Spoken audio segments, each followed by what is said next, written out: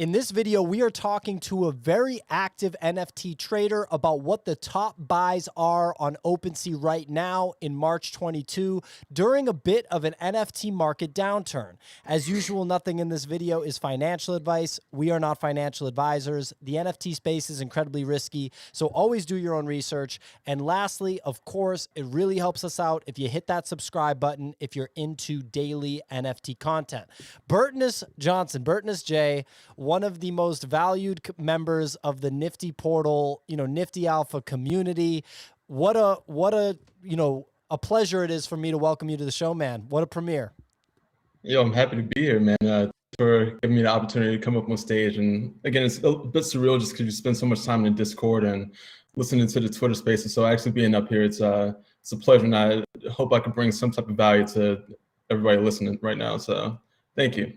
Yeah, anytime, man. I'm sure you can, and I know a lot of the people in the Discord are excited to see you here. People are already, people are already posting about Psychedelics Anonymous. They know your greatest hits, but we're surprising them. We got MetaHero. So, the title of the video is The Top Buys on OpenSea in March 2022.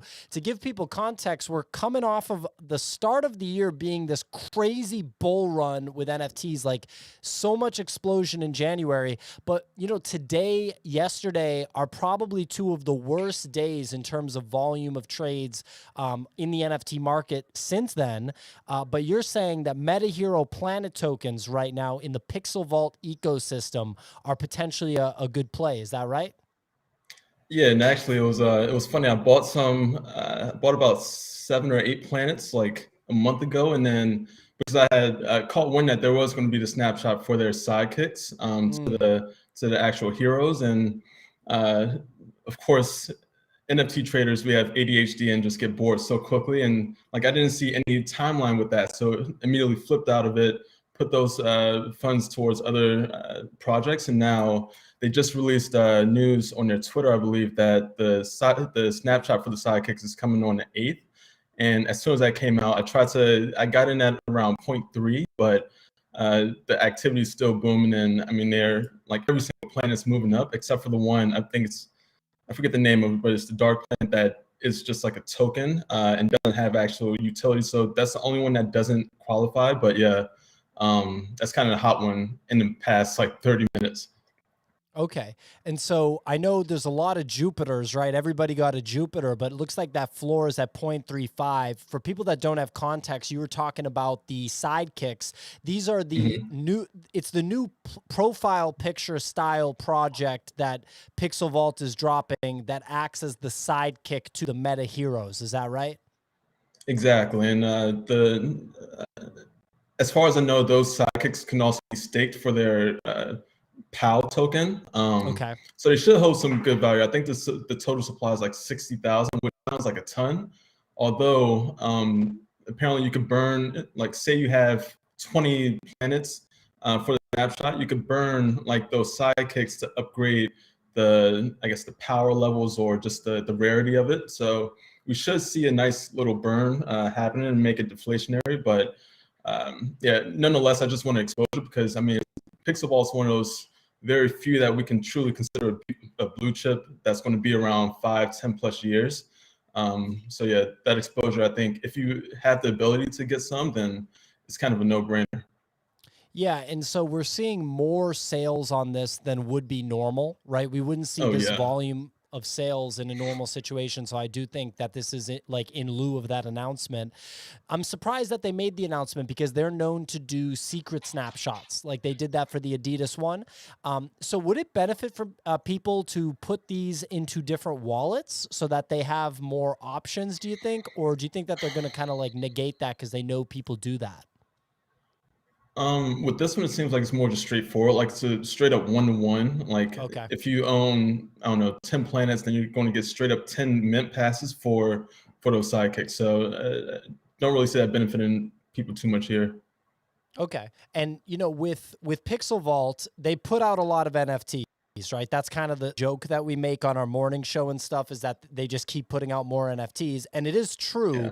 but it's undeniable that their early supporters have been rewarded in this like crazy way. And even someone like me that bought planets and then saw the planets go down in value by like, I don't know, 50%, because I think I was buying them at a half ETH at mint. They Mhm. got me access to the Adidas NFT drop, and the Adidas NFT was a smash hit. You know, you minted it for 0.2, and it went to, I don't know, at least 1 ETH, but I think it climbed above 1 ETH at 1.2. So you Yeah, like absolutely got. 1.5. Yep. So you got your Yeah. value back through that. So have you been paying attention to the price action of like of the floor planets over the past couple days? Like, have we moved up a lot to get to this 0.35 ETH? No, I think last time I checked, it was like 2 days ago, it was around 0.28.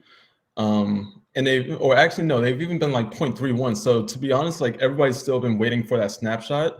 And to say we'll see like a sell the news type of event where like right before the 8th, they may go up to, I don't know, like 0.5, I think was the recent high close to a month ago. So there's the chance. But for me personally, I'm just going through because the planets are still going to hold value, it seems.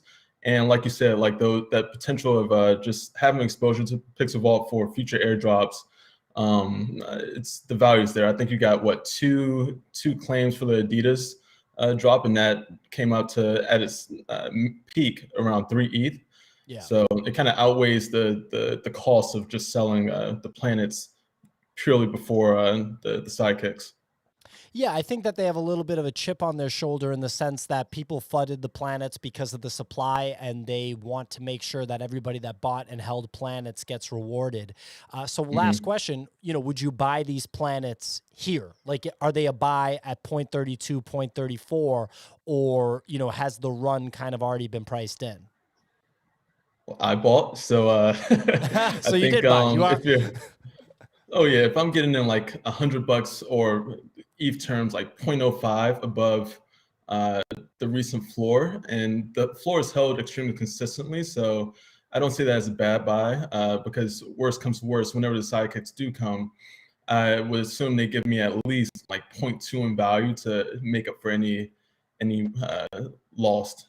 So Sure. yeah, Okay. I would definitely buy here if you have the funds. Again, we don't really know what's going on with ETH, but it just seems like one of those very safe, stable plays, especially if you have a long-term outlook on the market. Absolutely. So, we joked that we weren't going to just stick to Psychedelics Anonymous and 10 KTF. So we started off with something different. Any other projects besides those two that you want to jump into? Yeah, I've got a couple more. Let's go to Huxley. I think that's like the perfect kind of transition from Pixel Vault is the way I see it, and sorry to all the Pixel Vault fans, but I see Huxley as like the Marvel to Pixel Vault's DC Comics. Um, if they can actually pull off what they're going for, they've got an absolute star-studded team. Then this could be a straight-up monster, and we're lucky because I think we take advantage of the fact that we're here so early. You look at what Huxley's built. I mean, their trailer is It looks top legit. notch, and this is only from a month. So imagine what they do in 2 years' time if they put out an actual movie, and that's going to be insane. So like I see Huxley a huge screaming buy, and right now like the issue twos and issue threes are crazy undervalued because like to get their PFP you have to burn 2 issues, 2 issue 3s, but 1 issue 1. And I don't know how many have already been burned for issue 1. Like the supply is essentially the same, although issue 1's 5 times the value right now. So like it just seems pretty clear that if you can start stacking those issue 2s and 3s for whatever else is to come, then you can't really lose there. Granted, the floor might come down a little bit more, but Huxley holders have proven to be extremely consistent and like true believers of the project. Yeah. So, I mean, first of all, you just did way more math than the NFT market wants you to do, right? You're doing like actual math here. No, I'm kidding, but that shows like the level of research that you put in, and that it's much more than like your average trader. I agree. And these were at 36.36 like 3 days ago. Clearly they've been impacted by the overall, you know, market downturn. If the movie is good, so we're in this spot in the NFT space where there's been a couple that are commissioned for movies, like Aku by Micah Johnson is the first one to get commissioned by a major motion picture studio. But this one is looking really sharp, and it's a comic book thing, and people are still obsessed with comic book movies. And given the way that this project has been run so far, I wouldn't be surprised if they make a badass movie. And if they make a badass comic book movie that's actually popular globally, since clearly the world is still super into comic book movies, then that's essentially the genesis of IP, like intellectual property, that has insane value. And then they're going to be selling toys, they're going to be selling backpacks, posters, everything in between. And my thesis, which to me feels really obvious, but obviously it's not fact, it's my opinion, would be that these NFTs that started it all, the digital assets, will actually be the most valuable assets in the collection.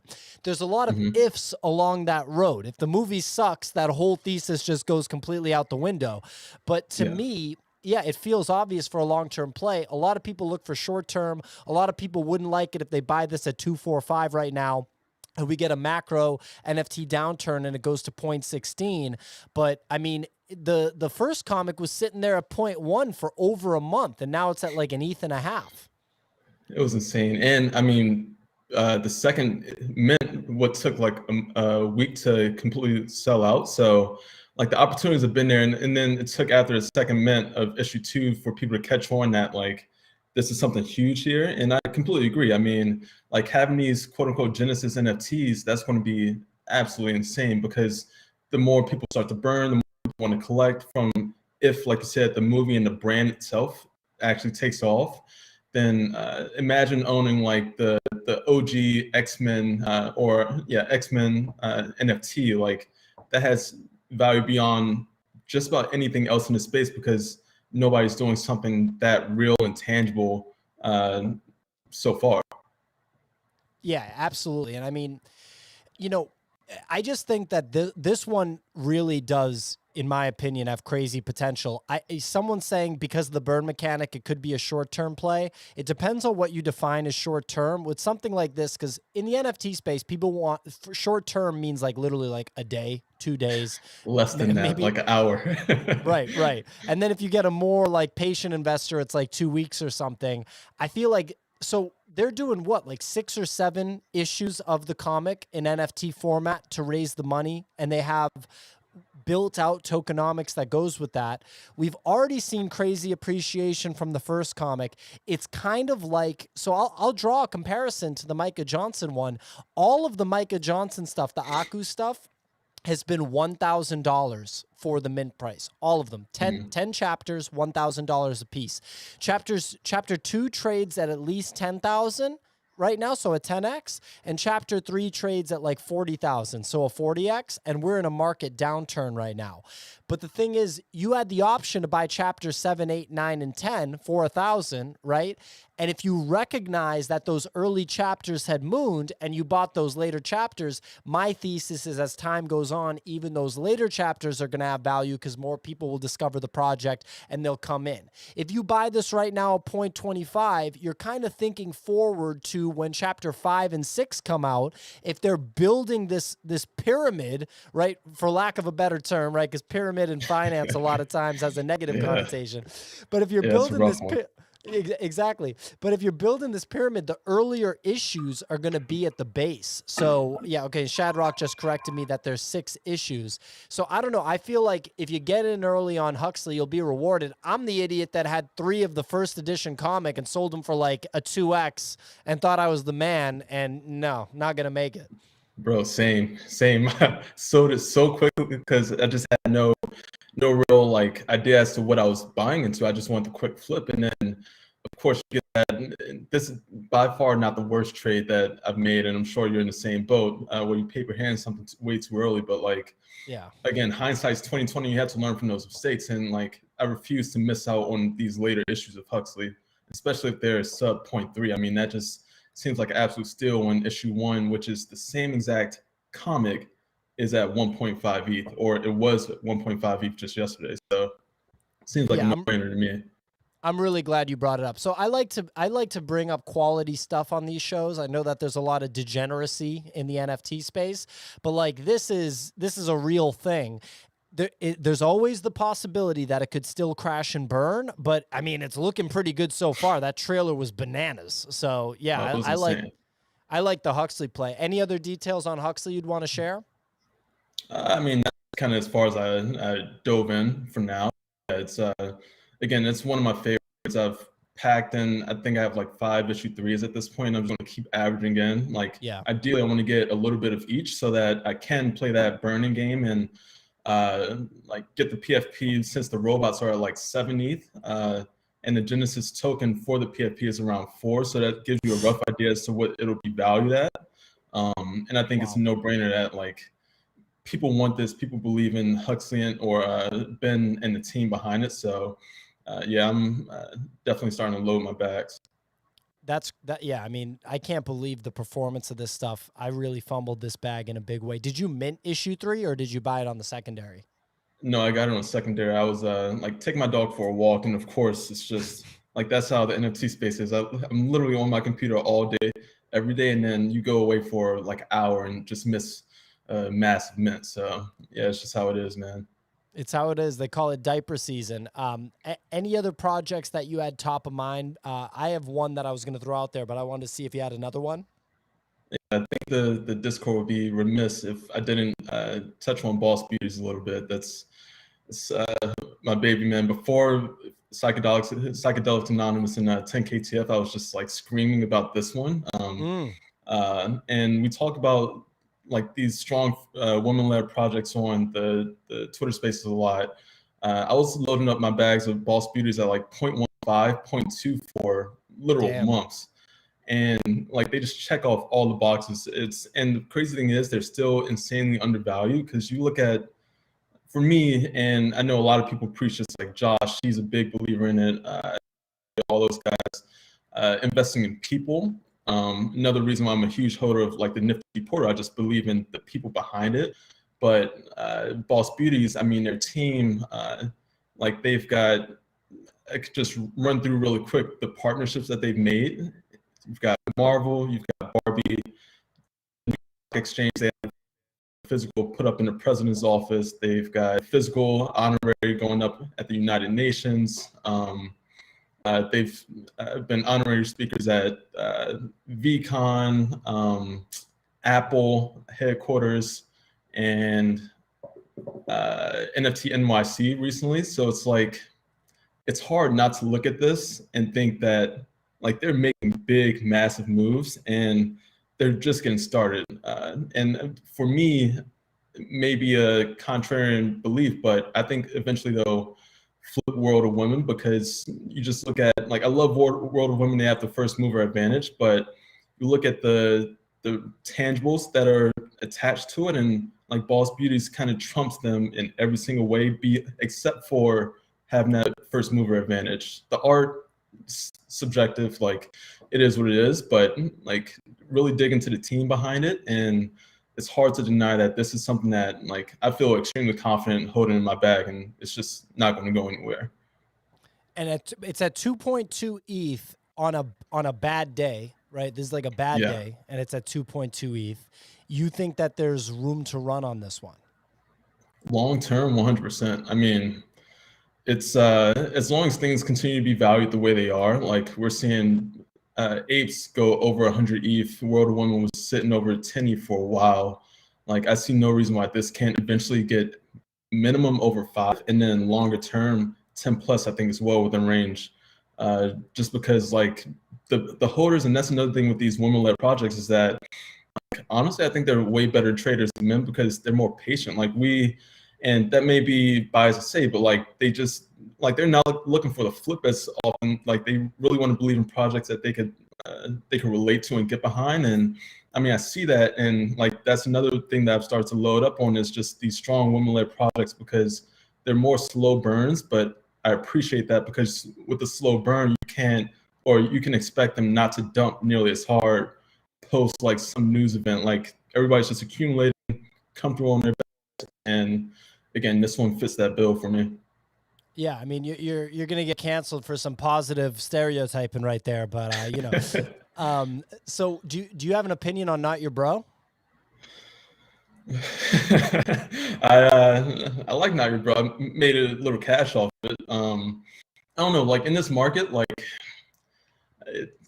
trying to like be a little more relentless with my trades, and like I had 6 of them. I minted 5, picked up another one off secondary, so average entry of like 0.09095 maybe, including gas.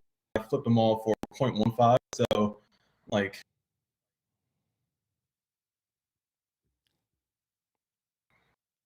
I don't know, the energy just wasn't quite there. The art is, I love the art, but how far can that really take a project? Like I'd rather miss out on, like if it does explode post reveal, cool, so be it. But I walked away with a profit, and if it does prove that like it has some legs later down the road, then I'll scoop it up when it's sub point, because I mean if we do go bear, then it'll more than likely get there. Sure. Okay. And I guess what would be the big difference that you would say between a project like this and a project like Boss Beauties? For one, time under his belt. To the team, like the team of Boss Beauties has been extremely transparent and like very vocal about everything. I mean, they have, I'm going to butcher the name of their foundation, but essentially they've had a foundation that's been up and running for 10 plus years, a nonprofit, and it's just like that's been extremely successful. So like for me, you're not only investing in their NFT, like they're not new to this. They're new to NFTs, of course, but they're not new to like business and like having something successful down the road. So like that was kind of a difference maker for me. I didn't do too much digging into the team of Not Your Bro. So I can't speak to that too much, but that was kind of the biggest difference. Was like on Twitter, it's nothing stood out per se. I love that they're donating. Like, can't take that away from them by any means. I think that's awesome. But like, how much more is going to be done, and like, what real world partnerships are going to be made? If I start to see that taking place, then I'll start to add a couple more back to my bag, and I wouldn't mind holding like 2 for the long haul just in case.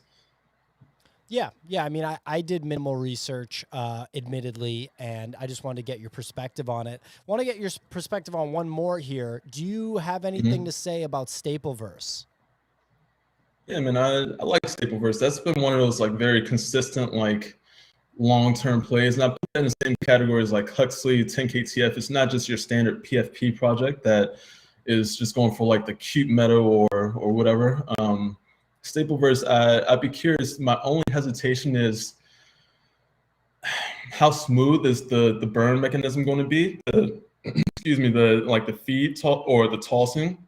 If the devs do something and they actually pull it off, then I think that could be awesome. But like that's my one reservation. Although like the floor has been extremely consistent, it's Jeff Staple. He's got a lot of pull in not only the NFT market but like the real world, New York fashion and all that stuff. So I think like in terms of investing in people is one of the best you can invest in. So I would be extremely comfortable sitting on that bag and playing that whole gamify, like you can toss it or not toss it and kind of weigh both sides. I love that. So yeah, I'm a huge fan of Stapleverse. Yeah, I think it's pretty cool too. I have one. We bought one in the group wallet. I was thinking about putting one in the One ETH trading wallet, but I just don't think that I can depend on it in terms of the time, because, you know, like you said, it's a slower burn. All right, I know you got to wrap in like, 6 minutes, so I'd be remiss if I didn't bring up, the project, right? So Psychedelics Anonymous. I don't know which collection you'd like to talk about, whether you do the Genesis or the Anonymous Pass or the component. Well, you tell me. We could sit on actually, let's go to the printing press. That's kind of the interesting piece right now. And so that's one thing I look for in projects is like, are they delivering value to their holders over time? And so far from holding the full set of Psychedelics Anonymous, you got a free claim for the printing press, which topped out at, I think, 1.7 ETH immediately once they started to mint. Wow. And then you have component 2, which is at 1.5 ETH right now, topped out a little over 2. Like that's almost 4 ETH. That's over 4 ETH purely airdropped, and we still have component 3, the divine entity, whatever that is. It's like the equivalent of like a mutant, which you can burn for, or you can wait and play that game. And then one other component as well, like psilocybin, which, I mean, like, how can you not love that? I mean, that's one of the reasons why I'm such a huge fan of Psychedelics Anonymous, because it's something that I could personally get behind as a huge for that research and what it's going to do for mental health studies. I think, like, in terms of just overall projects and like something that speaks to me, this is the number one by far. But yeah, with the printing press, if you pull up the image of the actual printing press, they have a lot of little Easter eggs in there and clues as to like what is going to happen potentially. And the most recent clue is that, like he said, X marks the spot, which is on like the little card insertion piece. And the theory is that like you're going to need the metaverse passes to kind of turn on the computer and do something like burn either the components or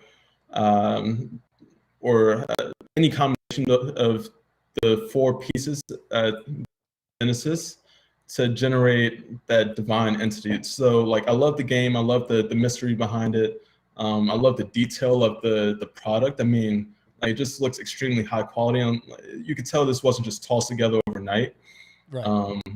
So yeah, no, that's why I'm a huge fan of this project in general. But like the printing press is apparently the most adaptable piece, and there are different varieties that you can generate an output. So again, I don't really know exactly what's going to happen. That's the beauty of it. None of us know, and it just kind of keeps you guessing, keeps you engaged. But it does have a burn mechanism installed. So one thing we do know for sure is that it's deflationary, which could be an awesome flip if that's what you're looking for.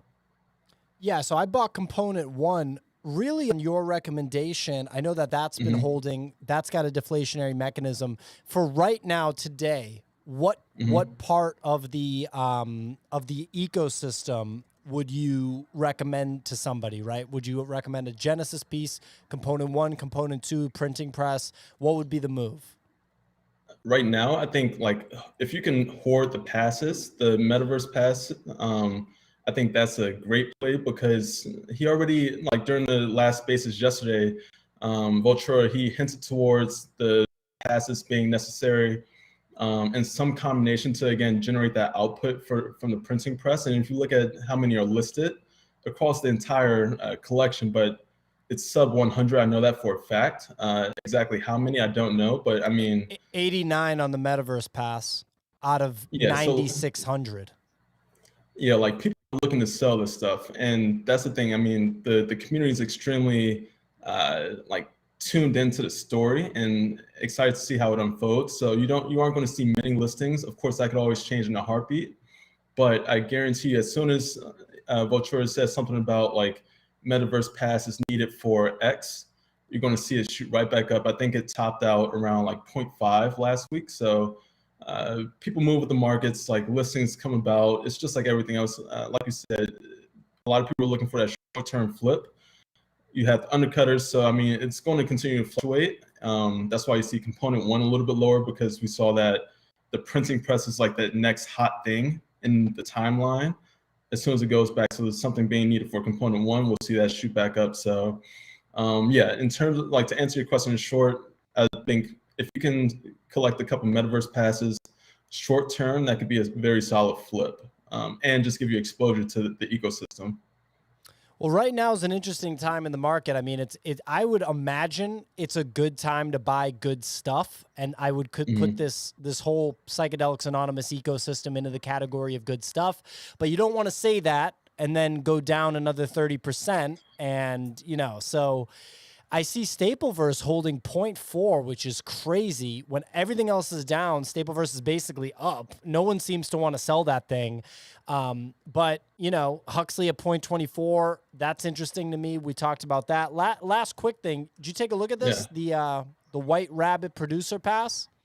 No, but I saw the DJs in the chat just going ham on it. So I mean, like yesterday, I was kind of took a bit of a hiatus. I got to mint dippies, and like I was just kind of chilling off that. Got my bag, exited my bag at like a nice little 10x. So again, with the way the market's moving, I don't feel comfortable holding too much beyond those few that we mentioned. Long term, I'd rather have a little bit of liquid and like start averaging back into alts, but no, I didn't look into this at all actually. But Yeah, I know some it's people seem to interesting. like it. So Yeah, it's like it's people pleaser, so the artist is really good. And it's like, you know, producing a movie, but it's definitely going to be a long-term thing. I'm interested in it, for sure. I think there's a very high probability I'll own one.